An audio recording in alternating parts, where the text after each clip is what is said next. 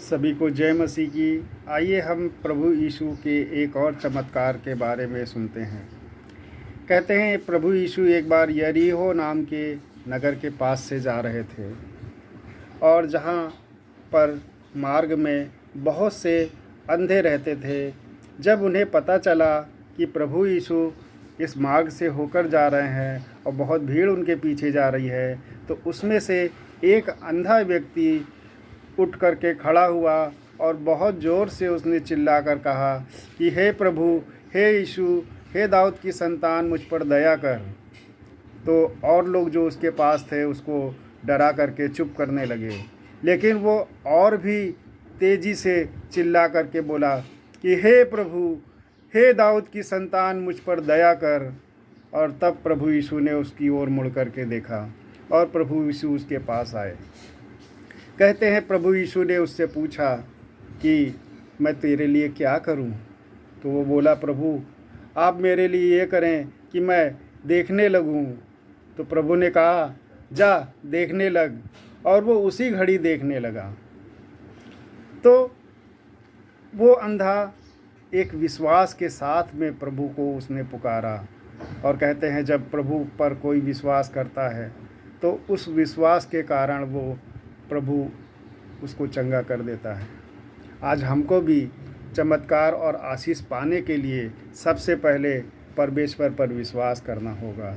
अगर हमको विश्वास की आंखों से हम प्रभु को देखेंगे तो हम ज़रूर चमत्कार को देखेंगे। हमारी विनती, हमारी प्रार्थनाएं हमको परमेश्वर के पास पहुंचानी होंगी और अपनी उन निराशाओं को झाड़ देना होगा जो हमारे जीवनों में है। क्योंकि कई बार शैतान हमको हमारी निराशाओं, हमारी कमज़ोरियों को पकड़ करके वो यूज़ करता है और हमको हमेशा निराशा में डाल कर रहता है।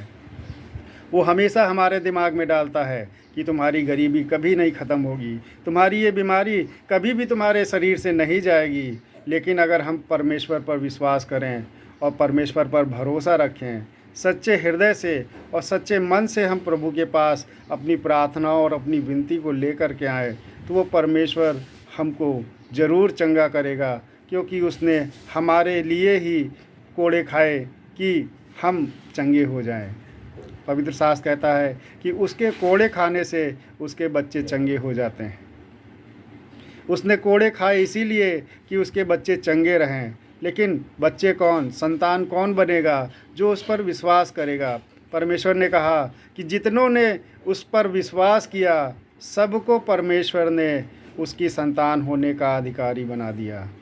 आज परमेश्वर ने हमको अपनी संतान कहलाने का अधिकार दिया है, लेकिन शैतान हमको बराबर निराशा में डालने की कोशिश करता है कि हम उस पर विश्वास ना करने पाए।